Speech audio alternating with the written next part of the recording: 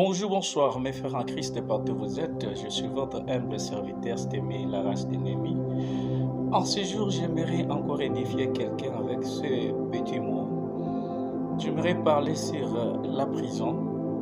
Bien-aimés, nous devons savoir une chose, que l'ennemi qui est tout autour de nous, que le livre des gens dit qu'il est comme un lion rugissant en train de rôder tout autour de nous, cherchant quelqu'un pour dévorer.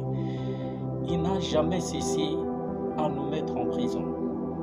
Nous avons deux sortes de prisons. Il y a la prison physique, il y a aussi la prison spirituelle. Mais aujourd'hui, j'aimerais parler de la prison physique.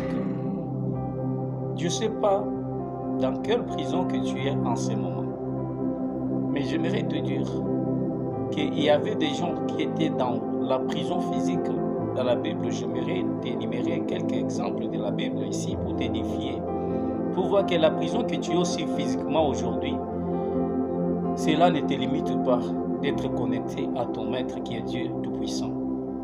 On l'appelle Tout-Puissant pas pour rien, parce qu'il a la capacité de te faire sortir là où tu es. Mais une chose est rester connecté à lui. J'aimerais te montrer l'exemple de ceux qui étaient dans des prisons physiques, mais qui étaient restés connectés à Dieu, et leur vie est finie par être libérée. Je te donne le premier exemple, Daniel. Tu peux voir la prison de Daniel. Bien aimé, tu n'as pas encore arrivé à ce niveau-là. La prison de Daniel, ce n'était pas comme toute autre prison.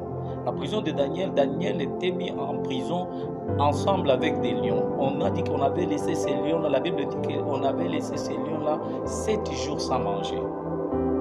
Mais comme Daniel était connecté à son Dieu, les lions n'ont pas pu toucher le corps ou la chair de Daniel. Et il est sorti de cette prison-là vainqueur, parce qu'il avait gardé la positivité. Il était connecté vers le maître du ciel et de la terre, qui est le Dieu Tout-Puissant et lui, le Créateur. Je te donne un deuxième exemple, l'exemple de Shadrach, Meshach et Abednego, les compagnons de Daniel aussi. Ils avaient eu aussi leur prison.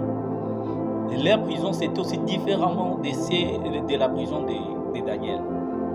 Mais pour eux, on avait ravivé le feu 7 fois dans le fournaise ardent pour qu'on puisse les rejeter. Ils étaient devant la prison de leur vie, c'était le feu, mon frère. Je ne sais pas toi si tu peux arriver à ce niveau-là, je ne sais pas ce que toi tu feras.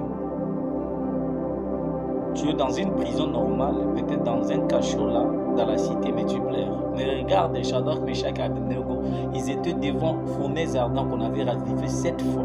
On a dit que mais les gens qui étaient venus pour les jeter dans le feu, ces gens-là étaient déjà